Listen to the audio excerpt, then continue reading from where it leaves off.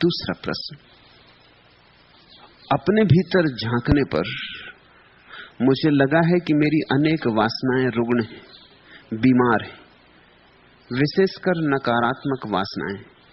तो क्या वासनाएं भी स्वस्थ और रुग्ण होती हैं?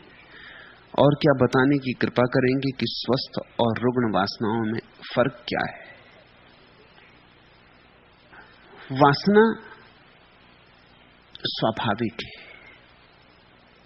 प्रकृति की भेंट है, परमात्मा का दान है। वासना अपने आप में बिल्कुल स्वस्थ है। वासना के बिना जी ना सकोगे, एक क्षण न जी सकोगे।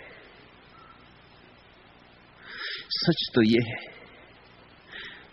संसार के पुराने से पुराने शास्त्र एक बात कहते हैं, परमात्मा अकेला था, उसके मन में वासना जगी कि मैं दो हूं, इससे संसार पैदा हुआ। परमात्मा में भी वासना जगी कि मैं दो हूं, कि मैं अनेक हूं, कि मैं फैलूं, विस्तीर्ण हूं, तो संसार पैदा हुआ। हम परमात्मा की ही वासना के हिस्से, उसकी ही वासना की किरणें। इसलिए पहली बात, वासना स्वाभाविक है, वासना प्राकृतिक है, नैसर्गिक है। वासना बुरी नहीं है, पाप नहीं। जिन्होंने तुमसे कहा वासना पाप है, वासना बुरी है, वासना से बचो, वासना से हटो, वासना से भागो, वासना को दबाओ, काटो, मारो, उन्होंने वासना को रुग्ण कर दिया। दबाई गई वासना रुग्ण हो जाती, जो भी दबाया जाएगा वही जहर हो जाता है। दबने से मिटता तो नहीं, भीतर भीतर सरक जाता है। उसकी सहज प्रक्रिया समाप्त हो जाती, क्योंकि तुम उसे प्रकट नहीं होने देते। वो फिर असहज रूप से प्रकट होने लगता है, और असहज रूप से जब वासना प्रकट होती है तो विकृति, तो रोग, तो रुग्ण। तो तुमने एक सुंदर वस्तु को कुरूप कर डाला। वासना तो परमात्मा की दी हुई है, विकृति तुम्हारे महात्माओं की दी हुई है। महात्माओं से सावधान, अपने परमात्मा को महात्माओं से बचाओ। तुम्हारे महात्मा परमात्मा के एकदम विपरीत मालूम होते, और तुम्हें यह समझ में आ जाए कि तुम्हारे महात्मा परमात्मा के विपरीत हैं, तुम्हें यह दिखाई पड़ जाए कि जो परमात्मा ने दिया है स्वाभाविक सरल, जो जीवन का आधार है, उसे नष्ट करने में लगे, तो तुम्हारे जीवन से रुग्णता समाप्त हो जाएगी, वासना का रोग विलीन हो जाएगा, विकृति विदा हो जाएगी। समझो, काम वासना है, स्वाभाविक है, तुमने पैदा नहीं की है, जन्म के साथ मिली है, जीवन का अंग है, अनिवार्य अंग है। तुम्हारे मां और पिता को काम वासना न होती तो तुम न होते। इसलिए शास्त्र ठीक ही कहते हैं कि परमात्मा में वासना उठी होगी तभी संसार हुआ। तुम्हारे मां और पिता में वासना न उठती तो तुम न होते। तुम में वासना उठेगी तो तुम्हारे बच्चे होंगे।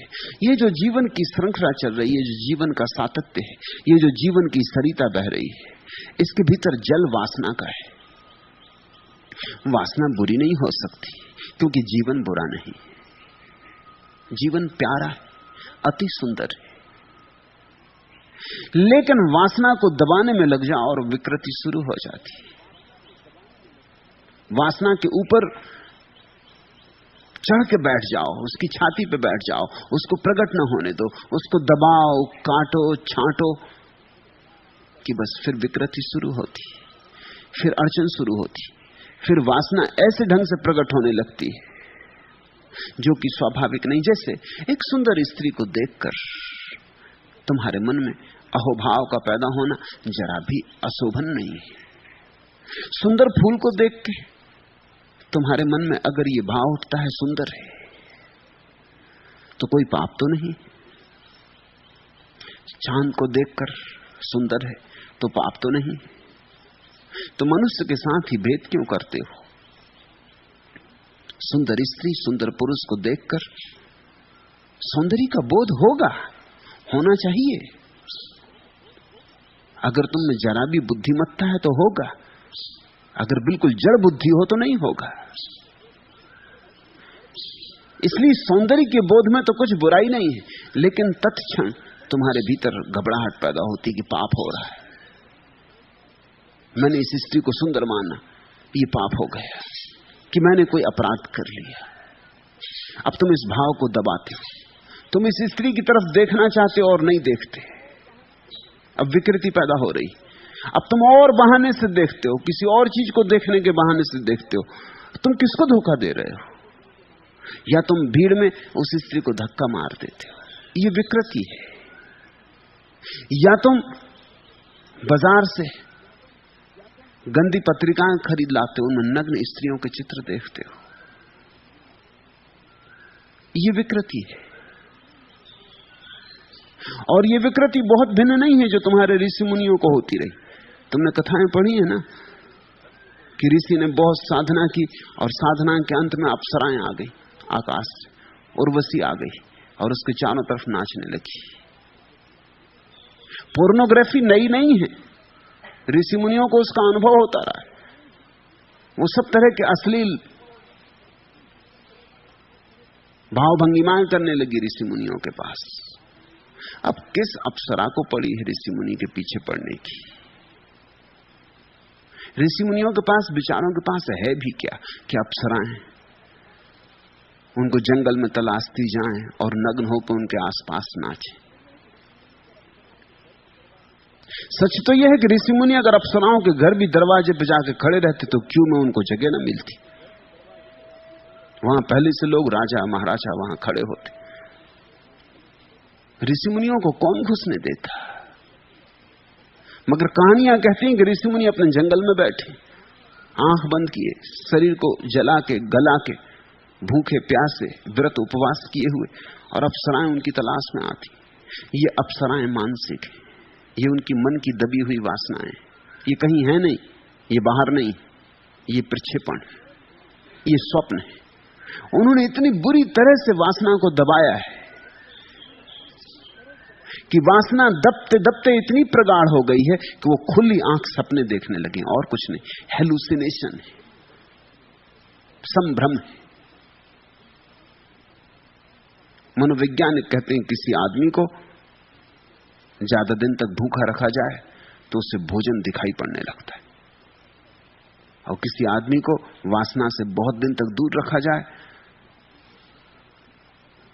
तो उसकी वासना का जो भी विषय हो वो दिखाई पड़ने लगता है, भ्रम पैदा होने लगता है। बाहर तो नहीं है, वो भीतर से ही बाहर प्रक्षेपित कर लेता है। ये ऋषि मुनियों के भीतर से आई हुई घटनाएं हैं, बाहर से इनका कोई संबंध नहीं है। कोई इंद्र नहीं भेज रहा है, कहीं कोई इंद्र नहीं है और न कहीं कोई उर्वशी है। सब इंद्र और सब उर्वशियां मनुष्य के मन के भीतर का जाल है। तो तुम अगर कभी ये सोचते हो कि जंगल में बैठने से उर्वशी आएगी, भूल समझ जाना, कोई उर्वशी नहीं आती। नहीं तो कई ऋषि मुनि इसी में हो गए हों, बैठे हैं जंगल में जाके, अब उर्वशी आती होगी, अब उर्वशी आती होगी। उर्वशी तुम पैदा करते हो, दमन से पैदा होती, ये विकृति है। इस स्थिति को मैं मानसिक विकार कहता हूं। ये कोई उपलब्धि नहीं है, ये विक्षिप्तता है। ये है वासना की रुग्ण दशा। तुम्हारे भीतर जो स्वाभाविक है उसका सहज स्वीकार करो, और सहज स्वीकार से क्रांति घटती। जल्दी ही तुम वासना के पार चले जाओगे। मैं ये नहीं कह रहा हूं कि वासना में सदा रहो, लेकिन पार जाने का उपाय ही यही कि उसको सहज स्वीकार कर लो, दबाना मत, अन्यथा कभी पार ना जाओगे। उर्वशियां आती ही रहेंगी। तुमने देखा कि चूंकि पुरुषों ने ही ये शास्त्र लिखे इसलिए उर्वशियां आती। स्त्रियां अगर शास्त्र लिखती और स्त्रियां अगर साधनाएं करती जंगलों में पहाड़ों में, तुम क्या समझते हो उर्वशी आती? स्वयं इंद्र आते। तब उनकी कहानियों में उर्वशी इंद्र को भेजती, क्योंकि उर्वशी से काम नहीं चल सकता था। जो तुम्हारी वासना का विषय है वही आएगा। उन्होंने अप्सरा नहीं देखी होती, उन्होंने देखे होते चलो हिंद केसरी चले आ रहे कि विश्व विजेता मोहम्मद अली चले आ रहे। स्त्रियां देखती उस तरह के सपने कि कोई अभिनेता चला आ रहा है। कल्पना तुम्हारी। मनुष्य वासना के पार निश्चित जा सकता है, जाता है, जाना चाहिए, मगर वासना से लड़के कोई वासना के पार नहीं जाता। जिससे तुम लड़ोगे उसी में उलझे रह जाओगे। दुश्मनी सोच समझ के लेना, क्योंकि जिससे तुम दुश्मनी लोगे उसी जैसे हो जाओगे। ये राज की बात समझो। मित्रता तो तुम किसी से भी करो तो चल जाएगी, मगर दुश्मनी बहुत सोच समझ के लेना, क्योंकि दुश्मन से हमें लड़ना पड़ता है, और जिससे हमें लड़ना पड़ता है हमें उसी की तकनीक, उसी के उपाय करने पड़ते। हिटलर से लड़ते वक्त चर्चिल को हिटलर जैसा ही हो जाना पड़ा, इसके सिवाय कोई उपाय न था। जो गधड़ी हिटलर कर रहा था वही चर्चिल को करनी पड़ी। हिटलर तो हार गया, लेकिन हिटलरवाद नहीं हारा, हिटलरवाद जारी है। जो जो हिटलर से लड़े वही हिटलर जैसे हो गए, जीत गए, मगर जब तक जीते तब तक हिटलर उनकी छाती पे सवार हो गए। जिससे तुम लड़ते हो स्वभावतः उसके जैसा ही तुम्हें हो जाना पड़ेगा। लड़ना है तो उसके रीति रिवाज पहचानने होंगे, उसके ढंग ढोल पहचानने होंगे, उसकी कुंजियां पकड़नी होंगी, उसके दांव पैंच सीखने होंगे। उसी में तो तुम उस जैसे हो जाओगे। दुश्मन बड़ा सोच के चुनना। वासना को अगर दुश्मन बनाया तो तुम धीरे धीरे वासना के दलदल में ही पड़ जाओगे, उसी में सड़ जाओगे। वासना दुश्मन नहीं है, वासना प्रभु का दान है। इससे शुरू करो, इसे स्वीकार करो, इसको अहोभाव से, आनंद भाव से अंगीकार करो, और इसको कितना सुंदर बना सकते हो बनाओ। इससे लड़ो मत, इसको सजाओ, इसे श्रृंगार दो, इसे सुंदर बनाओ, इसको और संवेदनशील बनाओ। अभी तुम्हें स्त्री सुंदर दिखाई पड़ती, अपनी वासना को इतना संवेदनशील बनाओ कि स्त्री के सौंदर्य में तुम्हें एक दिन परमात्मा का सौंदर्य दिखाई पड़ जाए। अगर चांतारों में दिखता है तो स्त्री में भी दिखाई पड़ेगा, पड़ना ही चाहिए। अगर चांतारों में है तो स्त्री में क्यों ना होगा। स्त्री और पुरुष तो इस जगत की श्रेष्ठतम अभिव्यक्तियां हैं। अगर फूलों में है, गूंगे फूलों में, तो बोलते हुए मनुष्यों में ना होगा। अगर पत्थर पहाड़ों में है, जड़ पत्थर पहाड़ों में, तो चैतन्य मनुष्य में ना होगा। संवेदनशील बनाओ, वासना से भगो मत, वासना से डरो मत, वासना को निखारो, शुद्ध करो। यही मेरी पूरी प्रक्रिया है जो मैं यहां तुम्हें दे रहा हूं। वासना को शुद्ध करो, निखारो, वासना को प्रार्थना पूर्ण करो, वासना को ध्यान बनाओ, और धीरे धीरे तुम चमत्कृत हो जाओगे कि वासना ही तुम्हें वहां ले आई जहां तुम जाना चाहते थे वासना से लड़के, और नहीं जा सकते थे। प्रेम करो, प्रेम से बचो मत। गहरा प्रेम करो, इतना गहरा प्रेम करो कि जिससे तुम प्रेम करो वही तुम्हारे लिए परमात्मा हो जाए। इतना गहरा प्रेम करो। तुम्हारा प्रेम अगर तुम्हारे प्रेम पात्र को परमात्मा ना बना सके तो प्रेम ही नहीं, तो कहीं कुछ कमी रह गई। तुम्हारे महात्मा कहते हैं कि प्रेम के कारण तुम परमात्मा को नहीं पा रहे हो। मैं तुमसे कहता हूं प्रेम की कमी के कारण तुम परमात्मा को नहीं पा रहे हो। इस भेद को समझ लेना। इसलिए अगर तुम्हारे महात्मा मुझसे नाराज हैं तो बिल्कुल स्वाभाविक। अगर मैं सही हूं तो वे सब नाराज होने ही चाहिए। मैं कह रहा हूं प्रेम तुम में कम है, इसलिए परमात्मा तुम्हें दिखाई नहीं पड़ता। तुम्हारी वासना बड़ी अधूरी है, अपंग है। तुम्हारी वासना को पंख नहीं है, पंख दो। तुम्हारी वासना को उड़ना सिखाओ। तुम्हारी वासना जमीन पर सरक रही, मैं कहता हूं वासना को आकाश में उड़ना सिखाओ। परमात्मा अगर वासना के द्वारा संसार में उतरा है तो तुम वासना की ही सीढ़ी पर चढ़ के परमात्मा तक पहुंचोगे, क्योंकि जिस सीढ़ी से उतरा जाता है उसी से चढ़ा जाता है। फिर तुम्हें दोहरा के कह दूं, पुराने शास्त्र कहते हैं परमात्मा में वासना जगी कि मैं अनेक हूं। अकेला अकेला थक गया होगा, तुम भीड़ से थक गए हो, वो अकेला अकेला थक गया था, वो उतरा जगत में, तुम भीड़ से थक गए हो।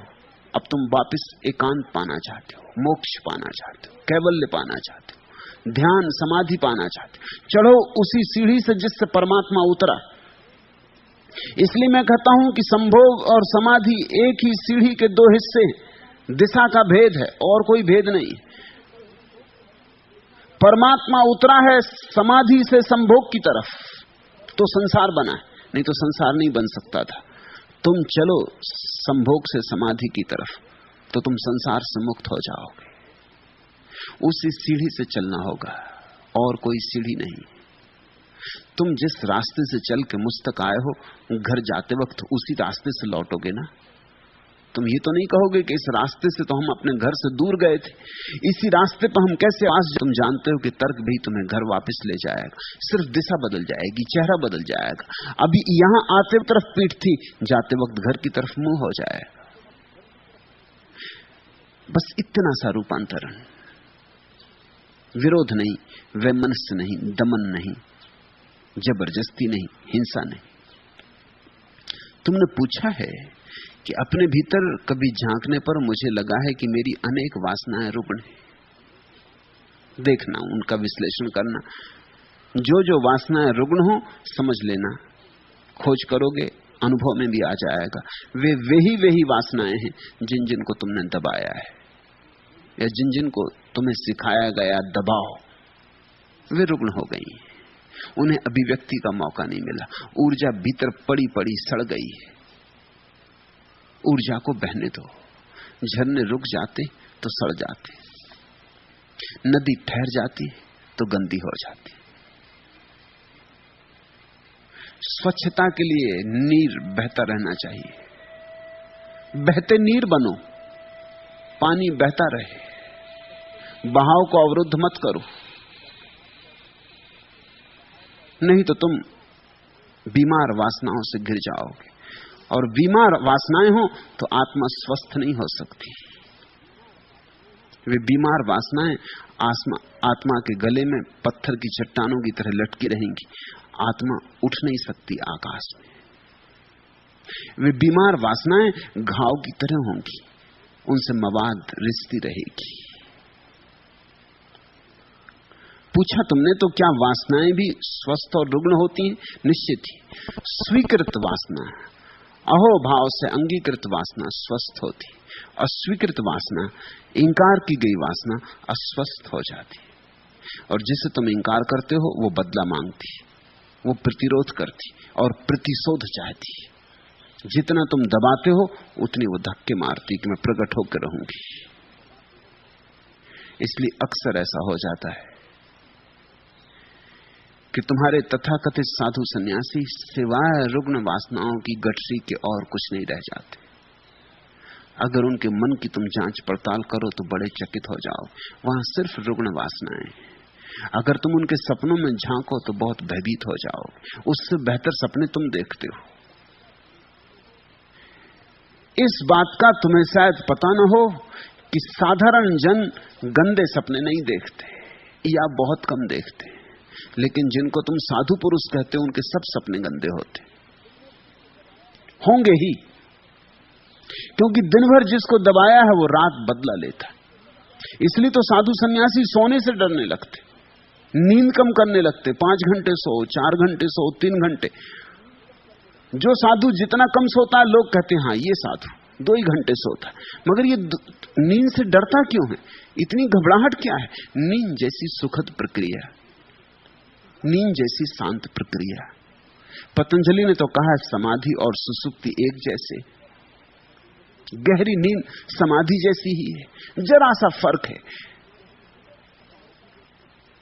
इतना सा फर्क है कि समाधि में आदमी जागा होता है और नींद में सोया होता है, मगर दोनों दशाएं एक जैसी, क्योंकि दोनों ही स्थिति में मन शांत हो गया होता है, विचार विलीन हो गए होते, निर्विचार दशा आ गई होती। सुसुप्ति में भी तुम परमात्मा में गिर जाते हो, रोज गिरते हो, इसलिए तो गहरी नींद के बाद सुबह ताजापन लगता है, पुनरुज्जीवन मालूम होता है, फिर लौट आए ताजे होकर, किसी ऊर्जा के स्रोत में नहा के लौट आए। कुछ पता नहीं कहां गए, कैसे गए, मगर गए, होश नहीं था लेकिन गए।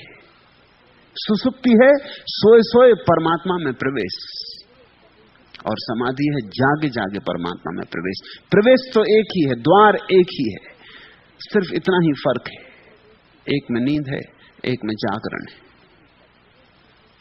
लेकिन तुम्हारे साधु सन्यासी बड़े घबराते नींद से, बड़े उपाय करते रहते कि किस तरह न सोएं। उनका भय क्या है? उनका भय विचारों का है, यही है, वो दया योग है। जो सो भी नहीं सकते शांति से, उन पर दया न करो तो और क्या करो। उनकी कठिनाई यही है कि दिन भर जो जो दबाया है, समझो कि दिन भर उपवास किया, तो वो रात डरते कि जब वो सोएंगे तब राजमहल में निमंत्रण मिलने ही वाला है, वो बच नहीं सकेंगे। राजा भोज देने ही वाला है सपने में, और वहां सभी तरह के मिष्ठान होंगे और सब तरह के भोजन होंगे। दिन भर सोचा वही है, लड़े उसी से। तुम भी उपवास करके देखो, जिस दिन उपवास करते हो उस दिन दिन भर भोजन करना पड़ता है, बार बार भोजन की याद आती। राह से गुजरते हो उस दिन, फिर जूते की दुकानें नहीं दिखती बाजार में, कपड़े की दुकानें नहीं दिखती उस दिन बाजार में, उस दिन रेस्तरां और होटल, बस यही दिखाई पड़ते। सब तरफ से भोजन की गंध तैरती आती, ये पकोड़े चले आ रहे, ये भजिए चले आ रहे, सारा जगत भोजन बन जाता है। जिसे देखते हो वही याद दिलाता है, भोजन की याद दिलाता है। रोज इसी रास्ते से निकलते थे, मगर तब ये नहीं हुआ था। रोज भोजन किए निकले थे, कुछ दबाया नहीं गया था, कोई रुग्ण नहीं था। अगर दिन भर तुम लड़े हो कि कहीं स्त्री का प्रभाव ना पड़ जाए, और साधु किस तरह से लड़ते हैं जिसका हिसाब नहीं, स्त्री दिखाई ना पड़ जाए तो आंख झुका के चलो, जहां स्त्री बैठी हो उस जगह पे मत बैठ जाना। स्त्री जा भी चुकी है मगर उसकी जगह पे मत बैठ जाना, वो इस जगह ही खतरनाक हो गई। तो साधु अपना आसन लेके साथ चलते हैं कि कहीं कोई किसी के आसन पर बैठना पड़े, पता नहीं कोई स्त्री पहले बैठी रही हो, फिर कहीं रोग लग जाए। अपना आसन साथ रखते, अपनी पिच्छी साथ रखते हैं, जहां बैठते वहां पहले सफाई कर ली, फिर बैठ गए देख के कि अब कोई खतरा नहीं। ऐसे डरे हुए लोग दया योग, इनका जीवन जीवन नहीं है, जिसको मनोवैज्ञानिक कहते हैं पैरानोया, भयाक्रांत, कप रहे हैं, 24 घंटे कप रहे हैं कि कहीं कुछ गड़बड़ ना हो जाए। और जिससे तुम डरे हो उसकी याद बनी रहती, वो सब जगह से दिखाई पड़ता है। कोई हिप्पी चला जा रहा है, लंबे बाल, तुम्हारे मुनि महाराज को स्त्री दिखाई पड़ेगी, पुरुष नहीं दिखाई पड़ सकता। ऐसा मैं अनुभव से कह रहा हूं। मैं एक साधु के साथ बैठा था गंगा के किनारे, बचपन के मेरे मित्र। फिर मैं असाधु हो गया, वो साधु हो गए, दोनों बैठे बात कर रहे थे। उनकी आंखें बार बार तट पर कोई स्नान करने आया उस तरफ जाने लगी। मैंने भी देखा कौन है, देखा कि स्त्री स्नान कर रही। मैंने उनसे कहा कि ये बात आगे नहीं चल सकेगी, तुम्हारा ध्यान बार बार स्त्री की तरफ जा रहा, तुम जाकर उसे देख ही आओ। पीठ थी हमारी तरफ, वो गए, वहां से सिर ठोंकते लौटे कि स्त्री है ही नहीं, वो सिर्फ बाल लंबे, कोई पुरुष है मगर पीछे से लंबे बाल।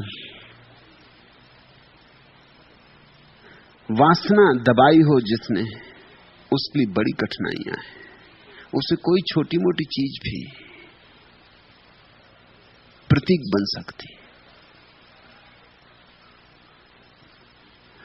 फ्रायड ने इस संबंध में बड़ी खोज की। जिन लोगों ने अपनी वासना को दबा लिया है, उन्हें स्त्रियां तो दूर, स्त्री की साड़ी लटकी हो उसमें भी रस होता है।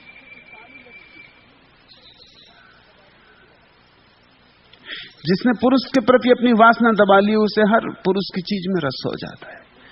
ये विकृति है, ये रुग्ण चित्त दशा है।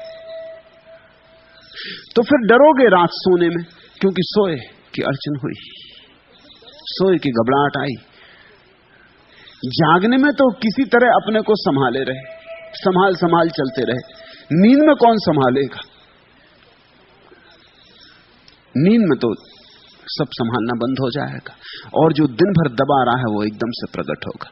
इसलिए तो मनस्विद कहते हैं कि तुम्हें जानने के लिए तुम्हारे सपनों का विश्लेषण करना पड़ता है। तुम इतने झूठे हो कि तुम्हारे जागरण का तो कोई भरोसा ही नहीं। तुम्हारा जागरण तो बिल्कुल प्रपंच है। तुम मनोवैज्ञानिक के पास जाओ तो वो कहता अपने सपने लाओ, रोज रोज तुमसे कहता अपने सपने लाओ, सपने लिखवाओ, सपने बताओ, सपने की डायरी बनाओ। तुम सोचते भी हो भाई तुम्हें जो पूछना मुझसे पूछ लो, सपने को क्या देखना। मनोवैज्ञानिक कहता सपने से पता चलेगा कि तुम असलियत में क्या हो। जागने में तो तुम धोखा दे सकते हो, और तुम इतने कुशल हो गए हो धोखा देने में कि दूसरे को नहीं दे सकते, अपने को भी दे सकते हो। कुछ लोग तो इतने कुशल हो गए हैं धोखा देने में कि सपने तक में थोड़ा सा धोखा कर जाते। जैसे तुम्हें अपने बाप की हत्या करनी, ऐसा तुम्हारे दिन में लगा रहता है कि बाप ने बहुत सताया, कि सता रहा है, कि बूढ़ा अभी भी जा नहीं रहा, कब जाएगा, कब नहीं जाएगा। ऐसे तुम्हारे मन में विचार चल रहे हैं। मगर पिता पिता है, और संस्कृति कहती, सभ्यता कहती आदर दो। इसलिए सब संस्कृतियां, सब सभ्यताएं कहती हैं कि पिता को आदर दो, क्योंकि खतरा है, नहीं तो बाप बेटे के बीच झगड़ा होने वाला है, बेटे बाप को मार डालेंगे।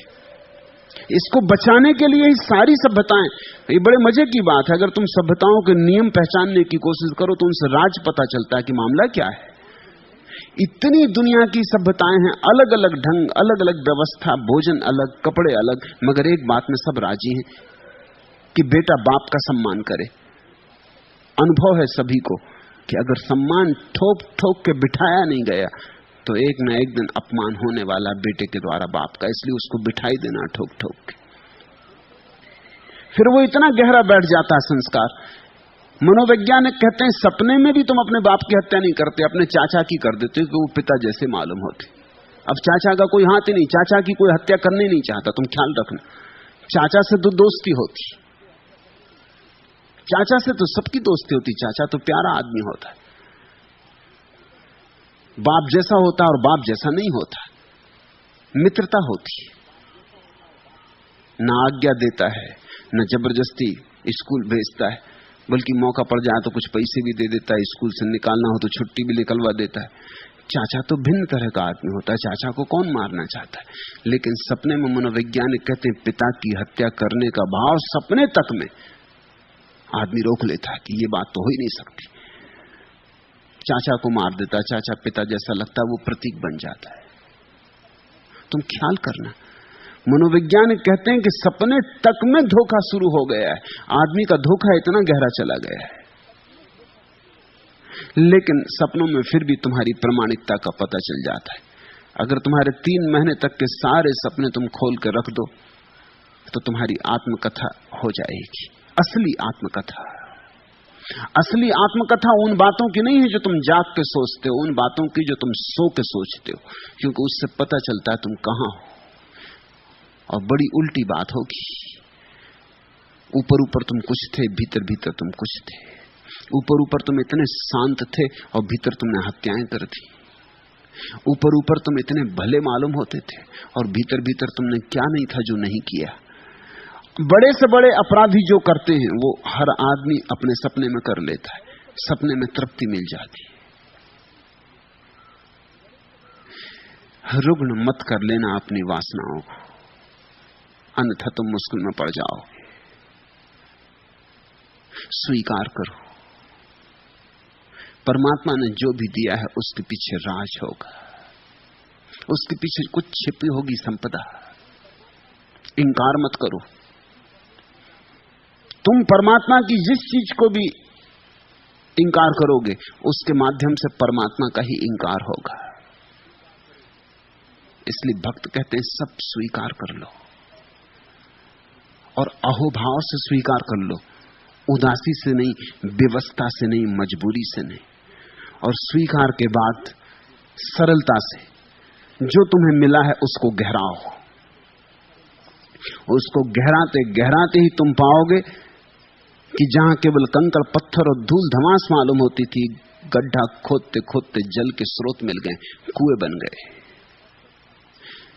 हर वासना से प्रार्थना तक पहुंचने का उपाय खुदाई ठीक से करो। मैं तुम्हें जीवन स्वीकार का धर्म दे रहा हूं, इसमें इंकार नहीं, जरा भी इंकार नहीं। मैं तुम्हें प्रामाणिक मनुष्य होने की कला सिखा रहा हूं।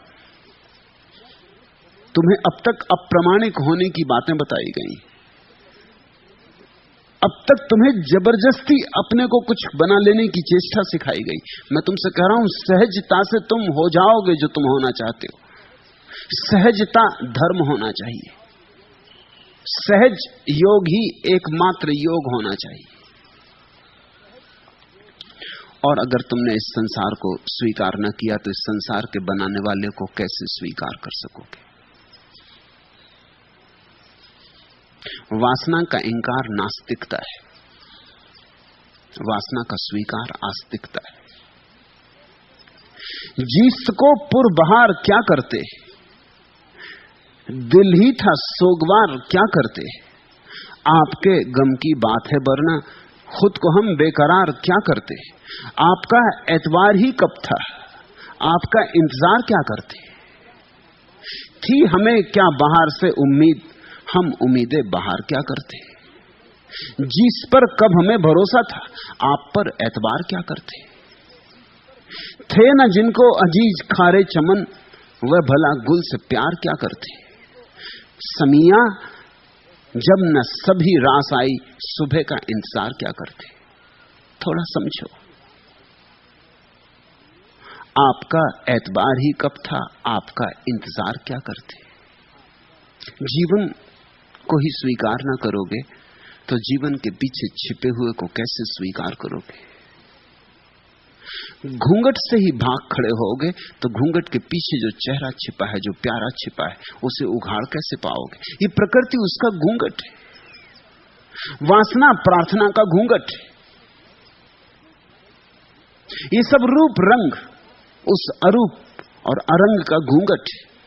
ये सब आकार उस निराकार पर घूंघट है, और बड़े प्यारे।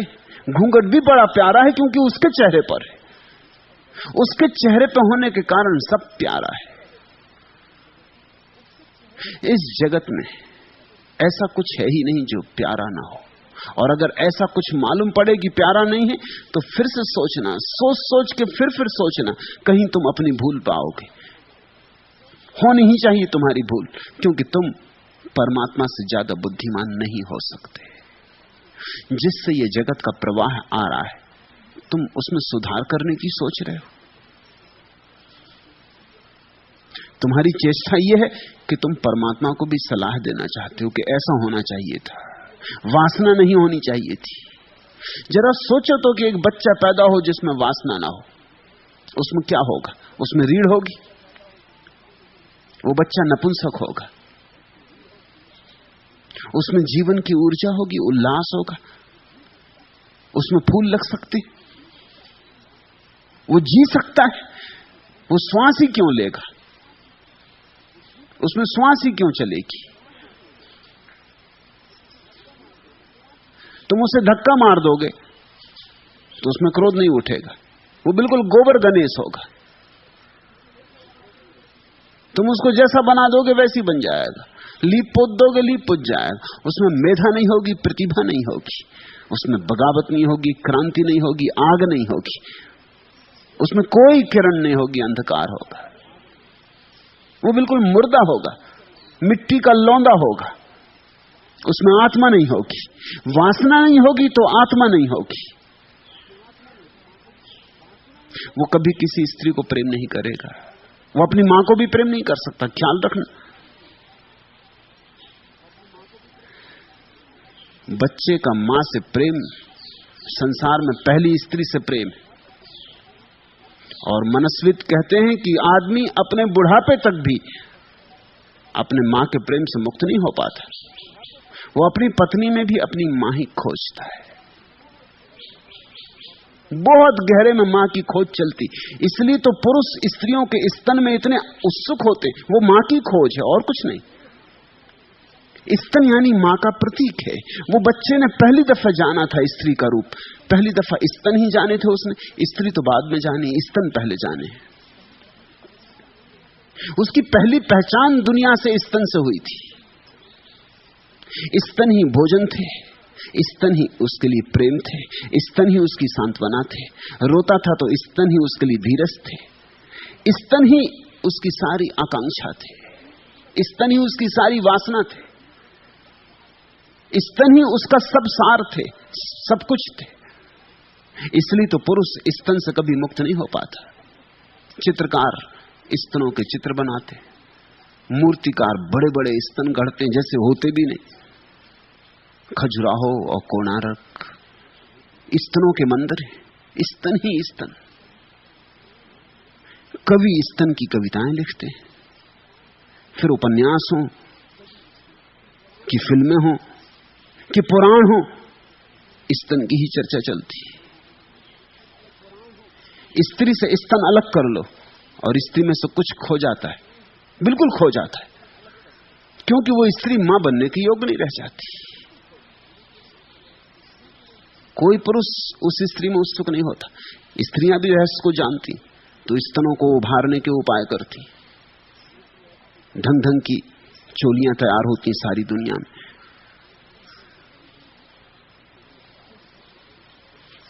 स्तन कैसे बड़े दिखाई पड़े, इसकी चेष्टा जारी रहती। झूठे स्तन बनाए जाते,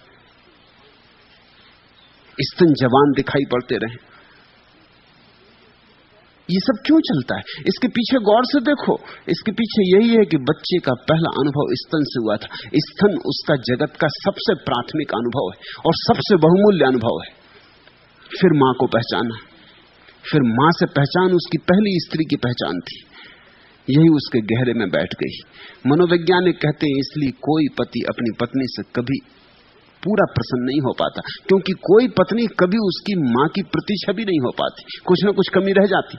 और कोई पत्नी उसकी मां बनने को आई भी नहीं।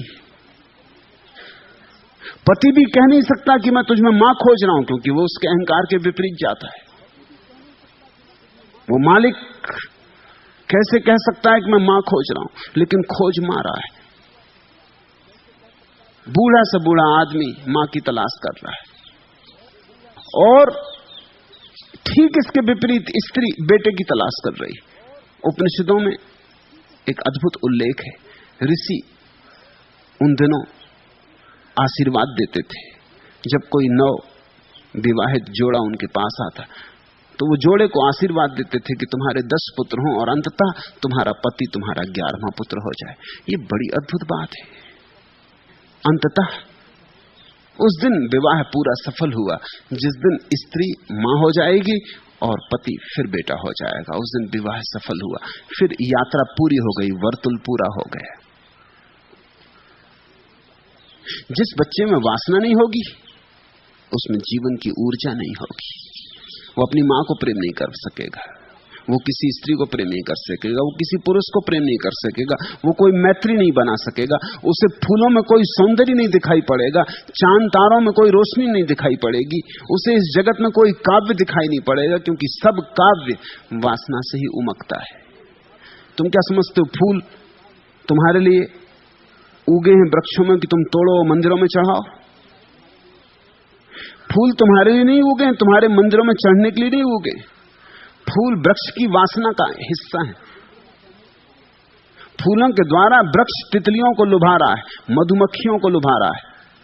फूलों में वृक्ष ने अपने वीर अणु रखे हुए, मधुमक्खियों में, तितलियों में, उनके पंखों में, उनके पैरों में लग के वे वीर अणु मादा तक पहुंच जाएंगे।